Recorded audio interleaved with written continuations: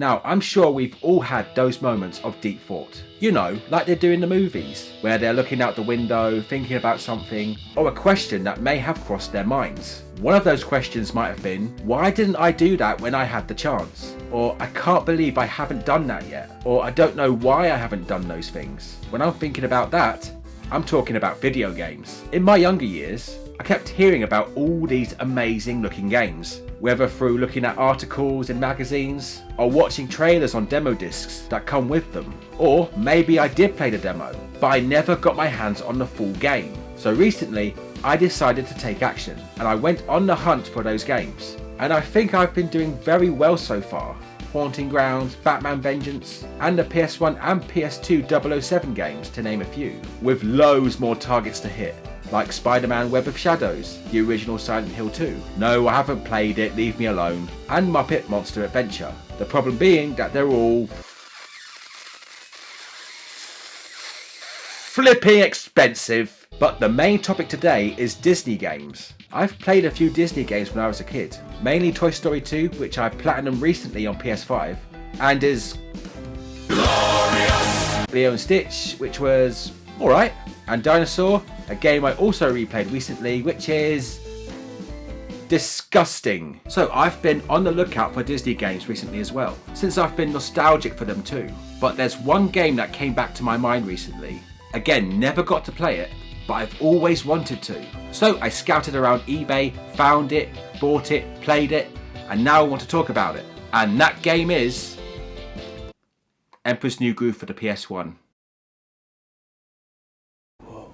Now, the Emperor's New Groove film, I love it. It was funny back then, and it's hilarious now. And if you don't know, you pillock. The film follows a selfish and self-obsessed Emperor Kuzco, who, after firing his advisor Yzma, gets turned into a llama and ends up at the home of Pacha, who agrees to take Kuzco back to the palace so long as he doesn't destroy his village to build his summer home. And so they embark on a hilarious journey to take back the throne from Yzma. Also, Kuzco breaks the fourth wall to tell us that he was the victim in all this, and thought everyone, including Pacha, was responsible for ruining his life. But the thing is, it was bollocks. Personally, I thought the kid had it coming. He had to learn the hard way about humility, and that the whole world doesn't revolve around him, through the kindness and patience of Pacha, whilst also being thankful that Yzma would make a worse emperor. Or empress in this case. Speaking of, Yzma and Kronk are the best duo in Disney history. With great chemistry, they bounce off each other perfectly. They're just so f***ing funny. Now, with that all being said,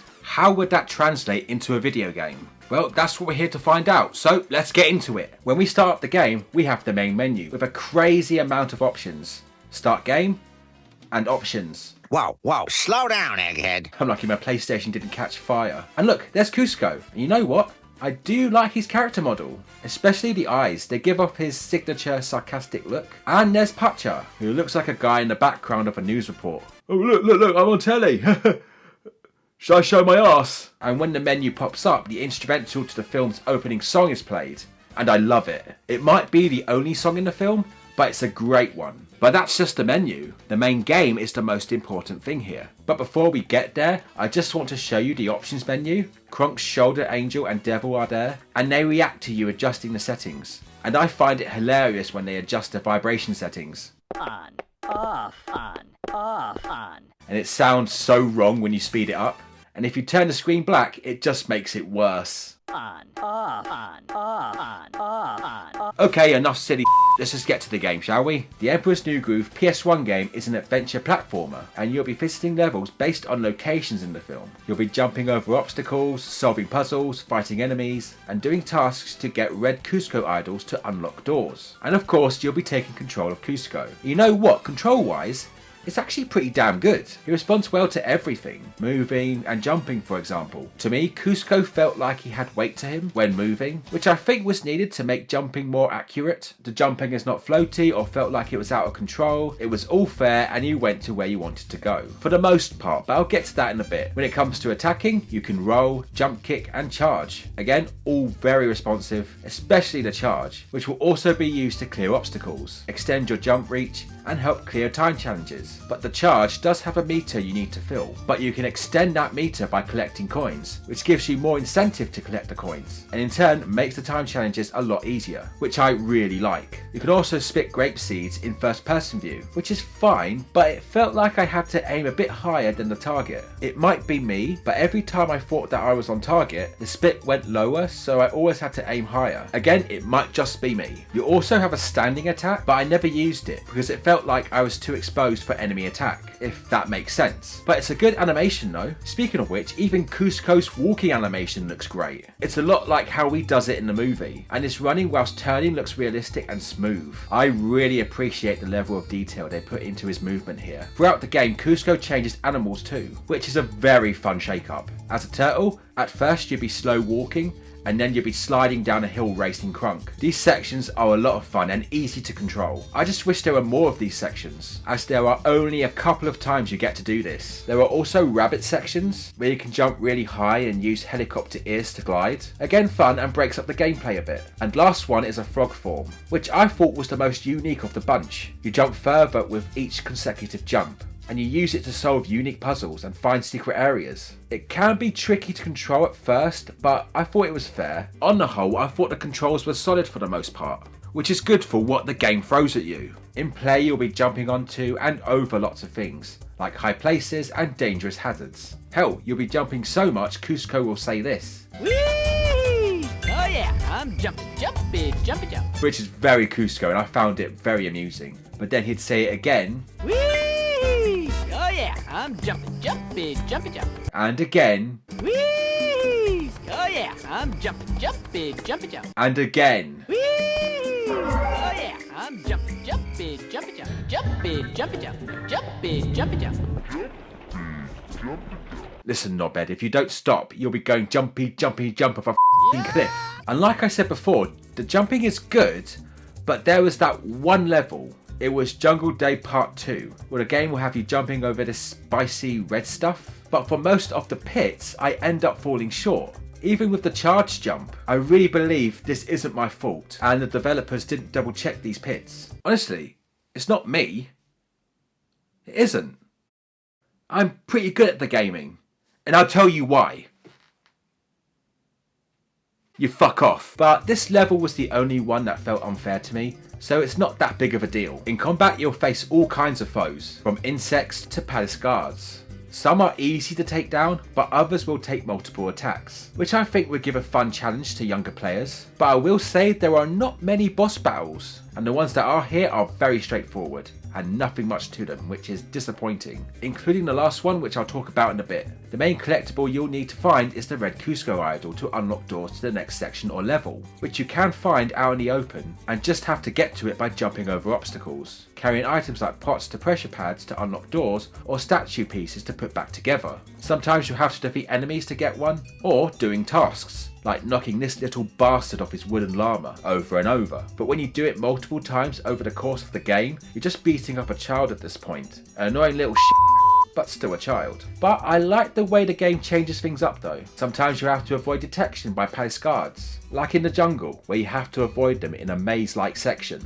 Otherwise you get sent back to the beginning again, whilst also finding buttons to open doors. Honestly, I thought it was a very clever challenge. Other than the idols, the other collectible is coins. And like I said before, they extend your charge meter, which is a very cool idea. At first, I thought all these would be easy to find and collect. Easy completion, right? No! Turns out there are secret areas filled with coins, and they are very easy to miss. Like the first f***ing level. Literally, on my first playthrough of the first level, I saw this crack. I thought nothing of it. But when I saw another crack further up and I went through it, my reaction was, well... I say if you're going to play this game, really look out for these things, because some of these areas are easy to miss. Also, some of these doors open up to lead to secret areas, but others don't. But if you listen just hard enough, you'll hear what's going on the other side. There are also One Piece to collect, which are used as extra lives. But this is where the stupidest thing about this game comes in. You see, when I first played this game, I played for a good couple of hours and I managed to collect around 6 One Piece. So 6 lives, right? I saved, then I ended my session. Then when I started the game back up the next day, thinking I had 6 lives, I played that level I mentioned earlier. I died, thinking, oh, okay, at least I have 5 more lives. But then, game over. I didn't understand at first. So it turns out that when you switch off the game, no matter if you saved or not, it erases all the One Piece you collected. What the f*** is that about? Am I being punished for turning off the game? To take a break? To eat a meal? To sleep? Oh, so you don't want to play anymore? No, I'm tired and I just want to go to bed. Oh, okay. That's fine. Cool. Cool. Well, I'll see you tomorrow. Pussy. What? Huh? Okay. See you later. Sweet dreams. So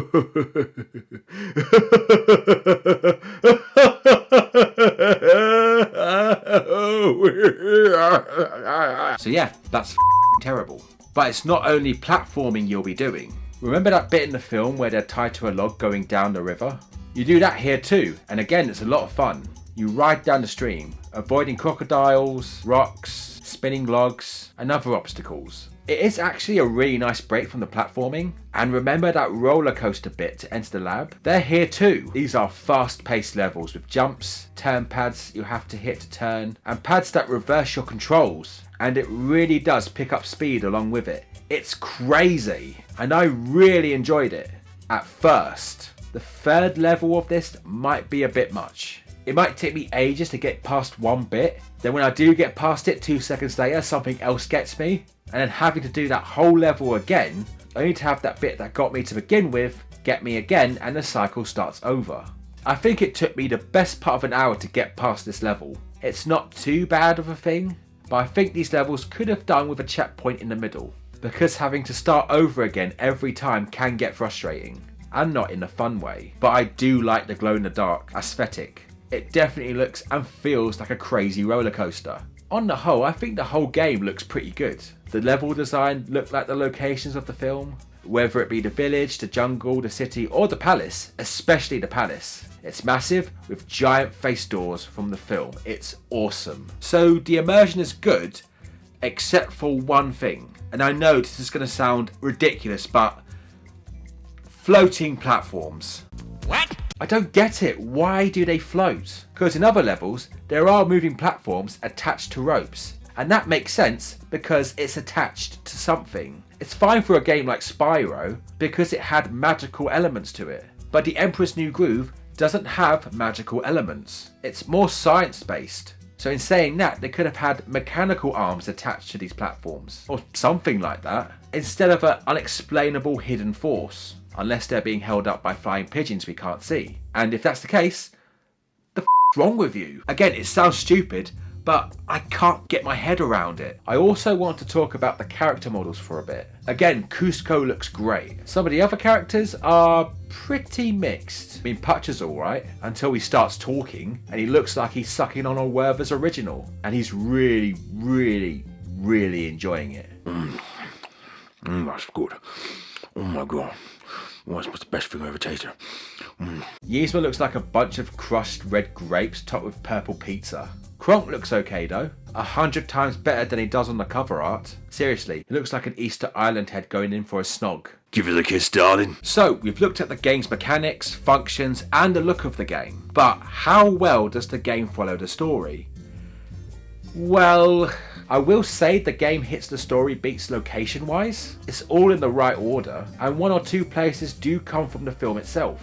And the game shows film footage before the level, so we all know where we're at. So that's cool. But what's interesting is the start of the game. The game begins where Kuzco is already a llama and shows up at Putcher's village, which is 24 minutes into the film, meaning the game has skipped the entirety of the first act more or less. I just think they should have done 1 or 2 dedicated levels to Kuzco in human form. I mean, they made a Kuzco human model, so it might have been possible, even if he does look like he's dropped a load in his pants. He's shit everywhere! I think it should have been included. Now, I know some people would have seen the film before playing the game, but what if you didn't? Again, you'd have missed one of the most important bits of the film. You know, the bit when he gets turned into a f***ing llama, and you wouldn't know that Kuzco would only find out that Yzma turned him into a llama till later on. But in the game, Kuzco knew all along. That might seem like a silly thing, Which it is. but maybe Yzma could have hired an assassin to take him out. Then he finds out later, and I think they did Pacha dirty here. In the game, they made him out to be this buffoon that made Cusco do all the work,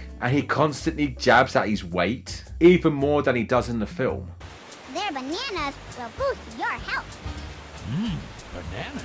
You get it? He's fat because he liked food. But in the film, that's not the case at all. Pacha was by Cusco's side the entire journey, no matter how much Cusco pissed him off. He was always there to save his ass and get him back to the palace. He even gave him the kiss of life. For the last time, it was not a kiss. Oh really?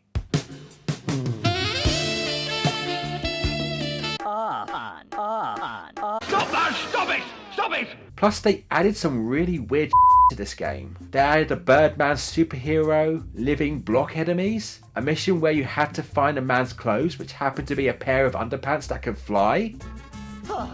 Thanks, buddy. Whew, what a relief.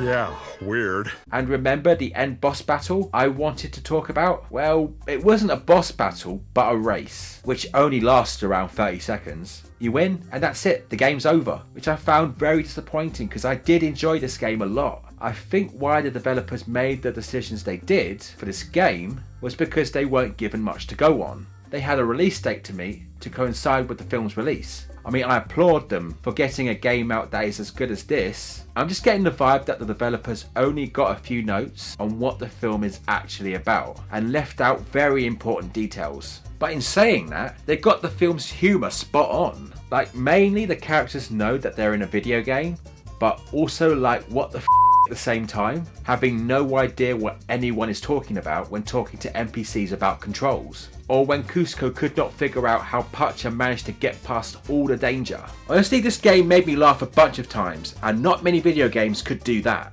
And it's enhanced by the voice performances. JP Mannix fills in for David Spade as Cusco, and I think he nails it, pulling off the character's sarcastic tone perfectly. You really are a big sissy, aren't you? Look, you take the door on the left, and I'll take the door on the right. Oh, and Pacha, watch out for any big scary monsters. They like to eat big plump peasants. Brian Cummings provides the voice for Pacha, which was a decent performance, but it's weird because at first you would think it was John Goodman, but then it's like, it's definitely not John Goodman.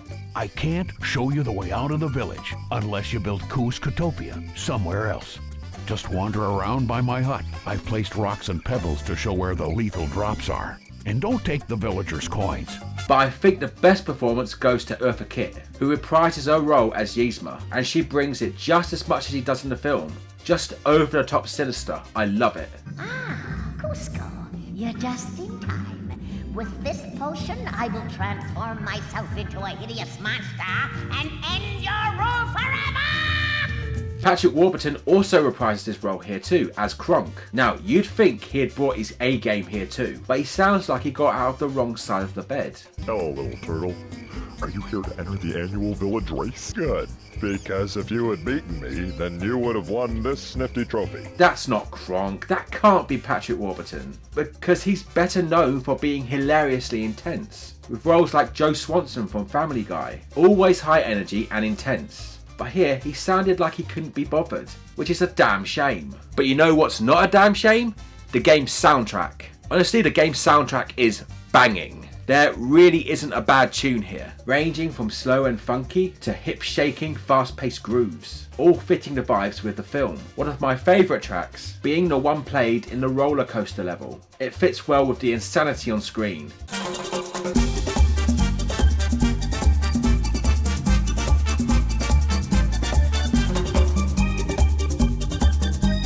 In my opinion, when it comes to great PS1 soundtracks, this could be one of them. To conclude, I think The Emperor's New Groove for PS1 is a well-made Disney video game, especially with the tight deadline. The gameplay is solid with enough challenge in well-made levels, even with a few drawbacks and unfair moments. Again, I'm not at the gaming. They could have done better with the storytelling by adding a beginning and a more exciting ending, and losing all your lives when you turn off the game is ridiculous. But I can just about get over it. With a game as funny as this, I can forgive it.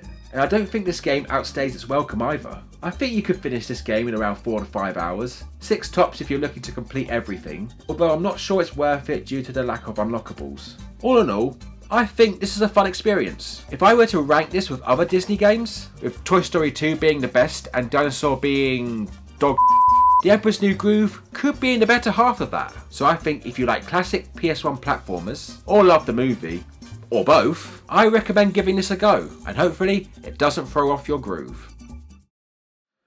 And that was my review of The Emperor's New Groove on PS1. But what do you guys think? Have you played this game? What's your favourite Disney video game? Or what's your favourite PS1 game in general? Comment down below and let me know. And that's about everything for today, my friends, and thank you so much for tuning in, and I hope you enjoyed this video. If you liked what you saw, make sure you like, share and subscribe, hit that bell for notifications, and follow me on Facebook, X and Instagram.